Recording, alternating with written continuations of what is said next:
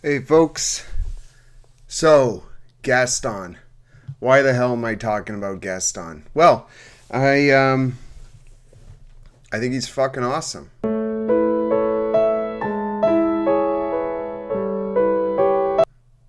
He is a shitty character, don't get me wrong. But growing up in the 90s and early 2000s, I just found Gaston out of all the Disney villains, I thought he was the fucking coolest. And it was interesting because everyone fucking likes him except the protagonist.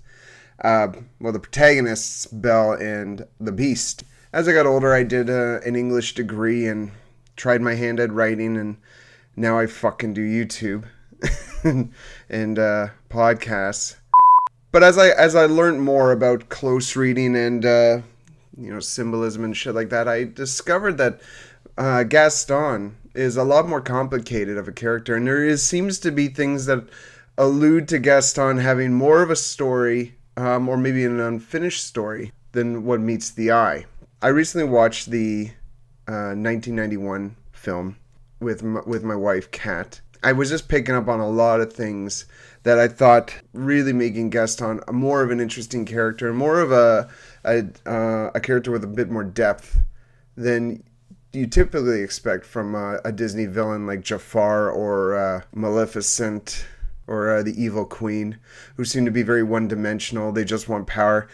There seems to be more things going on with Gaston. Another thing that's obvious is Gaston is very much an analog of Prince Adam, the Beast. So it seems fitting that if the Beast gets basically a redemption story, then why shouldn't Gaston? And so I developed this little bit of a fan treatment to answer the question, what if Gaston survived? To further emphasize my reasoning for doing this, I'm just going to bring to your attention a few things that go on in the original film that I think really speaks to, hey, Gaston deserves a little bit more storyline than he gets.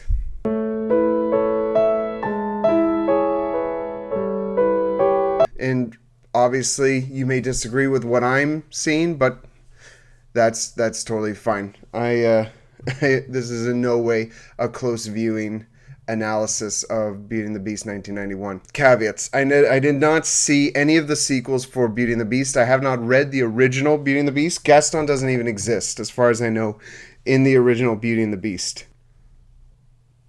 Alright, Kat, enough. And let me know if my mustache looks a little bit fucked. I didn't see the live-action remake of Beauty and the Beast either, with Luke Evans as Gaston. Honestly, I like Luke Evans. I like the movies he's in. But he just... I don't know. To me, Gaston is way bigger. Like, he's just too big. Like, I feel like someone like John Cena would better fit the physicality of Gaston. But my wife, Kat, says he was fucking awesome, so I assume he's fucking awesome. You know who also would be a good Gaston is Patrick Warburton. Like, he really has the face. Or the guy in Yellowstone. If he was to work out, what's his name? Wesley something. Wes Bentley. That guy has Gaston's face. 100%. He has the dark hair, the striking eyes, the fucking chin. If he was to, like, bulk out, like, get up to, like, 250, I bet he could play Gaston. Maybe get, like, a little bit of a lower voice, because he has a bit of a voice like this. I think John Cena could have killed it. Anyways, so Gaston in the movie is referred to as Monsieur Gaston, meaning that Gaston is basically Mr. Gaston, which means that Gaston is his surname. When I first noticed that, I'm like, that's interesting. No one's referring to the Beast as Monsieur Beast. I don't think anyone refers to Belle as Madame Belle. There is a Monsieur Dark. He's the mental asylum keeper or whatever. But you definitely have Monsieur Gaston, and I think that's pretty interesting. And I started thinking about names in Beauty and the Beast, and you find that the names, they're a bit on the nose, most of them, but almost all the names in the movie have a meaning to them. Obviously, like, you got the easy ones, like Lumiere means light, and he's a fucking candlestick, or Belle means beautiful. Adam, which I found online, apparently that's the name of Beast in human form.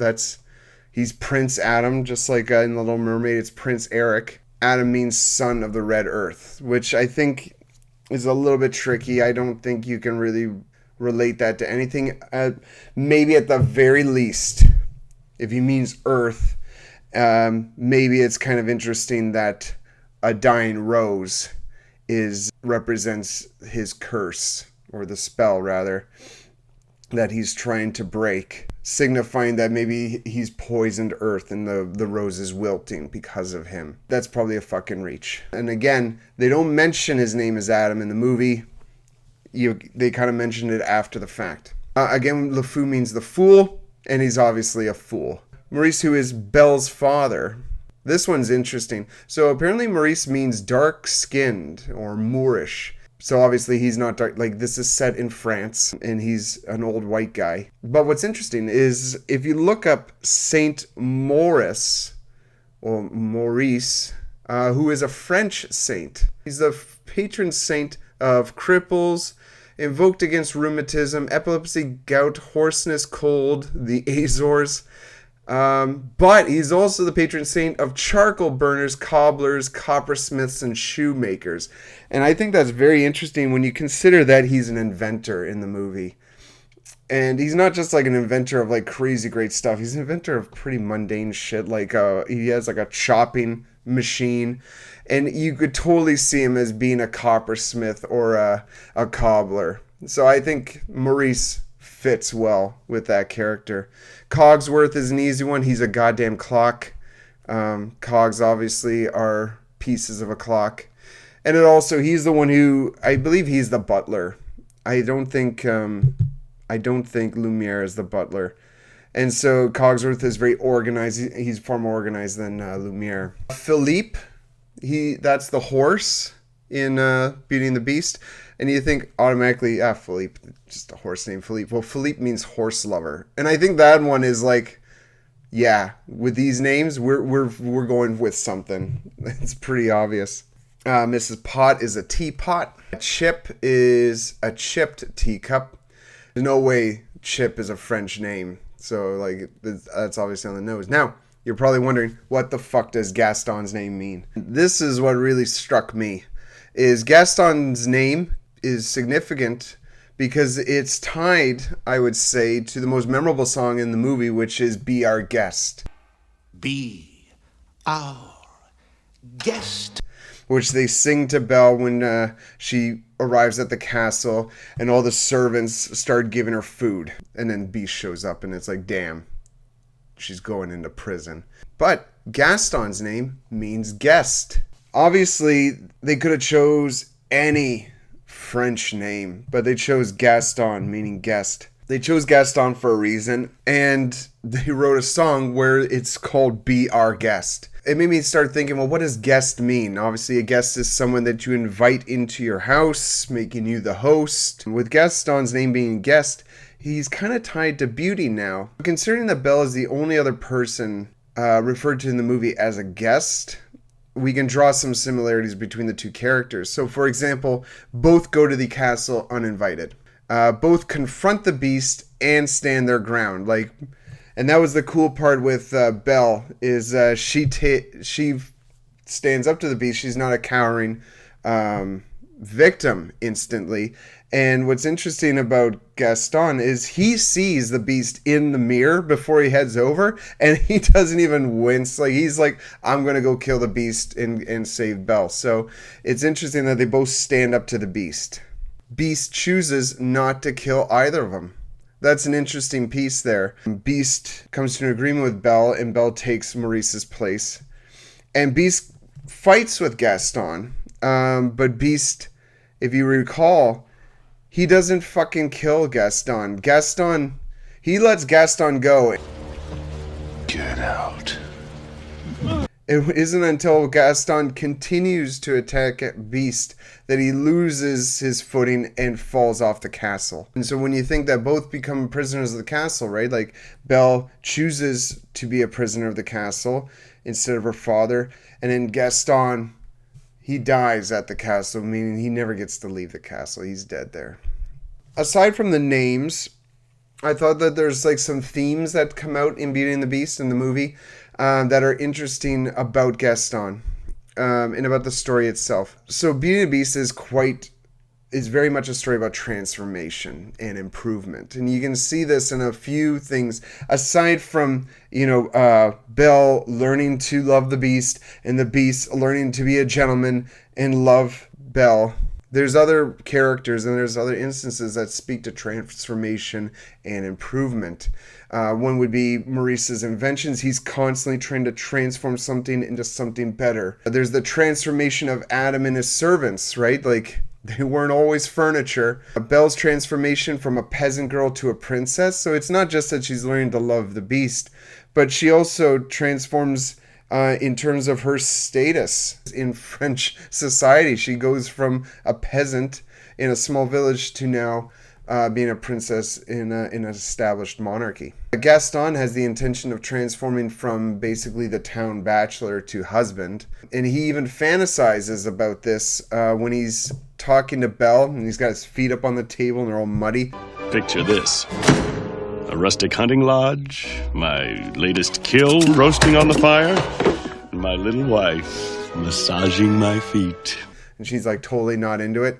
And he's talking about how she'll like rub his feet and kids will be running around, and she's totally like, no. And I think that's interesting about him is that he doesn't want what he has right now in life. He wants something else. And even though he's a bit of a dick about it, or really a dick about it, it's interesting knowing those intentions. Beauty and the Beast is also about reflections and comparisons. So one reflection or comparison like of opposites would be Gaston and LeFou. So both are very similar in terms of their interests, their lifestyles, what they like. They both like beer. They clearly both like hunting and being around the tavern and doing that stuff and manly things. But they're opposite in that, LeFou is very short and he's portly and he is not pretty. And Gaston is the exact opposite. He's huge and he's good looking. He's got like the very stereotypical manly, attractive manly traits, like with the chiseled chin and the big blue eyes and the slicked black hair. Another comparison is Gaston and Adam, of course. Both, once you see Adam transform back into human form, he basically is Gaston. He's a good-looking guy. He's not scrawny. He's a big, good-looking guy with the same basic haircut. And Belle falls for him. So that's kind of interesting, too. Another comparison that I don't think a lot of people look at, but they kind of push in the movie, is the triplets versus Belle. Like, it's very clear in the movie that Gaston has no interest in the triplets. Like, he is solely focused on Belle. And Belle doesn't look very different from the triplets. Like, literally, you give her the same dress and put her hair up the same way, she looks like a triplet. So what is it about Belle that really has Gaston focused on her? And like obviously the comparison is the triplets are so head over heels for Gaston, and Belle couldn't care less. There's also, you see some of these comparisons of these characters in the songs that they play in the movie. One of the first songs we hear in the movie is about Belle, and the townsfolk sing about Belle, and they sing about how different Belle is from everyone else. And it's very much in a negative sense. And even Belle is like, she wants more than this provincial life sort of thing. So she doesn't like the town, and the town doesn't like her. And it's really because she feels like an outsider in the town, and the town feels like she's an outsider, and they don't want her there. And what's interesting is a little bit later on in the film, they sing a song about Gaston, and they just sing about how great he is and how much they love him. No one's as great as Gaston. And so it's kind of interesting. You have songs about a specific character, two songs about two specific characters, and one is the bad guy, one is the good girl, and obviously the town feels differently about each character. And it's not in the way that you would expect with the typical heroine and villain dynamic. The one last thing I wanted to mention also about the comparison between Beast and Gaston is If you think about it, Beast, Prince Adam, was turned into a beast when he was 11. And we know this because the narrator at the beginning of the film says, "The rose, which was truly an enchanted rose, which would bloom until its 21st year." And then later on the film, when they're singing the Be Our Guest song, Lumiere sings, 10 years we've been rusting. So we can conclude that Beast was 11 when he was transformed. And what's interesting about that is, if you think about it, Beast never had an opportunity to grow up.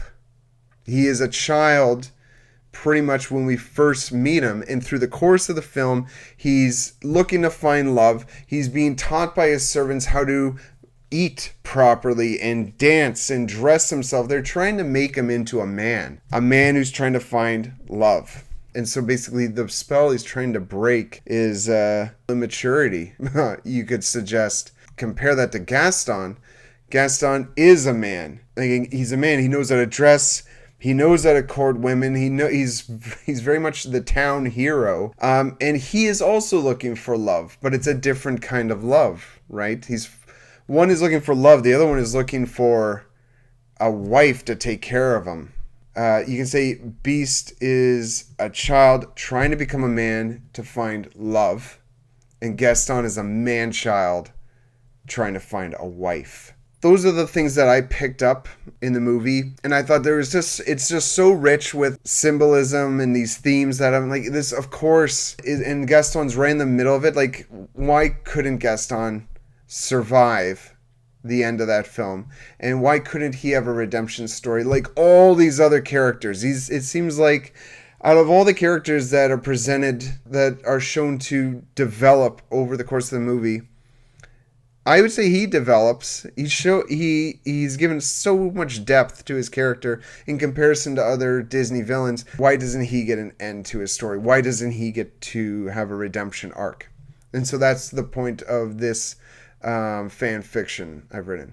Now, in order to really get into this, we have to go over the things we know so we can set the scene and build upon the story that Disney built upon from the original novel, or I guess short story. I don't know what it was. So here are a few things that we know. The animated film is set in France. Gaston's gun is a blunderbuss, which was invented between 1701 and 1800. So I will assume it is set sometime in the 1700s. Now, Sleeping Beauty, and you're going to understand later why I bring up Sleeping Beauty, but Sleeping Beauty is also set in France. Now, there is a little bit of contention about this, but it was written by a man named Perrault, and I feel like that would suggest France. Also, the film has the French national anthem in it, and you see the French symbol, the fleur-de-lis, in the movie. So we're going to say Sleeping Beauty is also set in France. Also, Sleeping Beauty happened 300 years before Beauty and the Beast because the original story was written 300 years before Beauty and the Beast.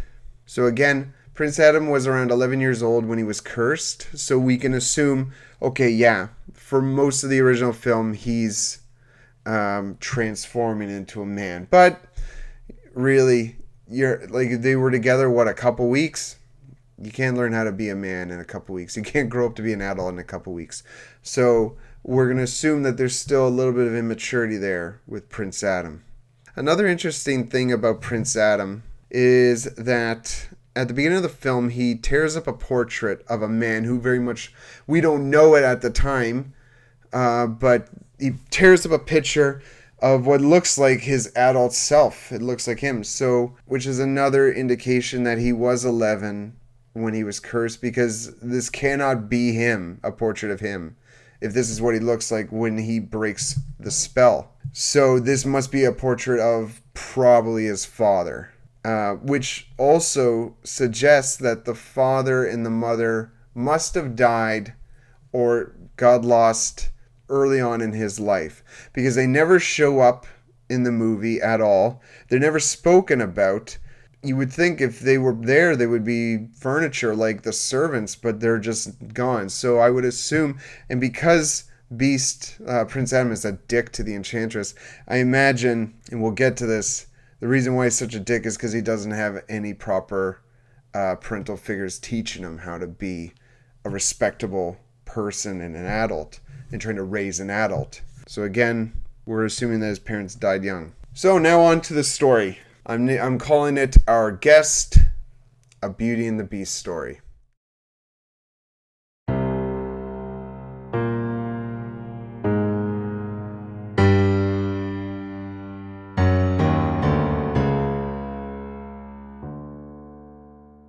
Shortly after Prince Adam's curse is lifted, he and Belle are faced with a new issue, the state of the castle.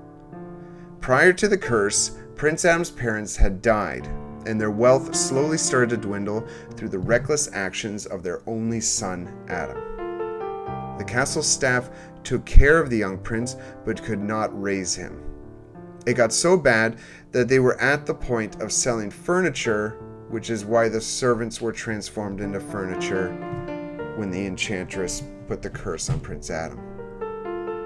Now with the curse lifted, all that is left is an empty castle with no means of making money, and a group of servants without any means of income. Lumiere tries to keep the staff morale up by insisting the master will find a way to bring the castle back to its glory days. Meanwhile, Cogsworth discusses the money issue with Adam and Belle. They have a few items left that could be sold, but it will not be long before the servants will have to move on and leave the castle. Meanwhile, back in town, the mob who attacked the castle are still recovering from the attack. They are furious that they have been beaten back and that their hero Gaston was defeated. They hold a funeral ceremony for Gaston while singing a melancholy version of the Gaston song from the first movie, with verses said in the past tense like, "No one smiled like Gaston, no one ran like Gaston, no one was as brave a man like Gaston." During the song, the townsfolk will fill up an empty coffin with paraphernalia of Gaston's, like his gun, bow, antlers, boots, eggs. They then carry it outside to the graveyard and lower it into the ground. The song ends with LeFou singing alone as he tosses a dandelion on the coffin before it is covered with dirt. He sings the final line of the song, "There was just one guy in town who had all of it down, and his name was Gaston." The song ends and the surviving townsfolk plan to ask another nearby noble or monarch for help. With financial ruin looming over them, Prince Adam and Belle walk the grounds to think of a way that they can revitalize his parents' kingdom. While walking along the river that flows through the property, they find Gaston washed up on shore. His body is terribly wounded with many broken bones. Belle takes pity on Gaston and asks Adam to take him back to the castle to be treated. Adam is reluctant at first, but does so eventually.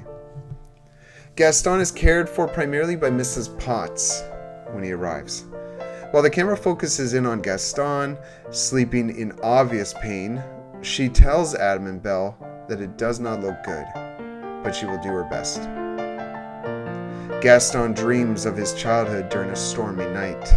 A loud knock at his parents' door is heard, and he opens it only to be faced with the last time he saw the beast with him, holding him by the neck. As he falls off the castle roof, he stirs awake. He tries to get out of bed, but finds he is too weak to do so. He then quickly realizes that his equipment is missing. He stubbornly and with great difficulty roams around the castle looking for his clothes and equipment. So I figure this segment is meant to be comical as he is in a state of undress, and he's broken in so many spots, and he's awkwardly trying to get around the castle using anything he can get his hand on as a crutch or a support to assist his movement. You can just picture like servants moving out of his way, and they're just like watching him, seeing this like messed up guy running around who's half naked. Some laugh, some point his direction. Some help him, be like, yeah, your clothes are over that way to the laundry. Some of the maids like eye him up and down flirtatiously. He eventually runs into Mrs. Potts, who is in the middle of laundering his clothes. Dismayed, he tries to stop her, stating there was something very important in his pocket. Chip then appears and asks, "Was it all these knives?" "No! The other pocket." "These arrows?" "No, it was the other pocket." "This blunderbuss? These shots?" "No." "Bear trap?" "No." "Mouse trap?" "No." "This long roll of coins? This was found in your front pocket." "No!" "Ah, I remember, there was a weed in there too." And Chip hands Gaston a dandelion wrapped in silk. Gaston grabs it immediately and examines the weed. It is clearly aging from golden yellow to gray. Satisfied with the state of the weed, he proceeds to chastise Mrs. Potts for going through his things. She chastises him back, like a child for not doing his laundry enough and smelling like a pig and carrying more equipment than he needs, etc. Dumbfounded, Gaston demands where he is. He picks up a plunger threateningly when Lumiere tells him to relax. Mrs. Potts arms herself with a washboard and a broom. Prince Adam enters the laundry with Cogsworth behind him and demands what is going on. He rushes over and grabs Gaston's arm just as he's about to strike Mrs. Potts. Gaston turns and looks at Adam. He looks into his blue eyes and is struck with the flashback of the beast. "Beast!" he cries out and tosses Adam from his arm.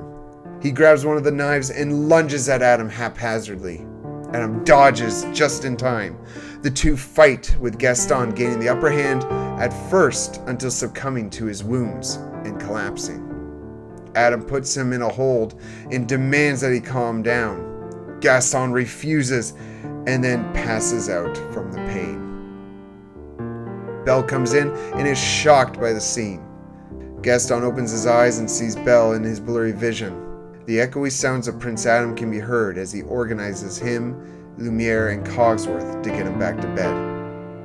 Belle can be heard asking Mrs. Potts if she is okay. She replies, "Oh, of course, dear. I've dealt with worse scamps than the likes of him." I don't remember what she sounds like. I assume she sounds like Maggie Smith in Downton Abbey. I don't know. Chip picks up the dandelion that falls out of Gaston's limp hand. He puts it on Gaston's bedside table once he is returned and bound to the bed. Alright, so clearly some things about me have changed. I decided to try and keep some continuity with my shirt, but obviously I recorded this whole thing over multiple recording sessions. So I'm going to cut it there for now, and we are going to pick it up on the next video since this is getting a little bit long in the tooth. I'm going to try and keep these videos, these segments, to around 30 minutes. Hope you're enjoying it. So we'll find out what happens to Gaston in part 2. Thanks, everybody. See you soon.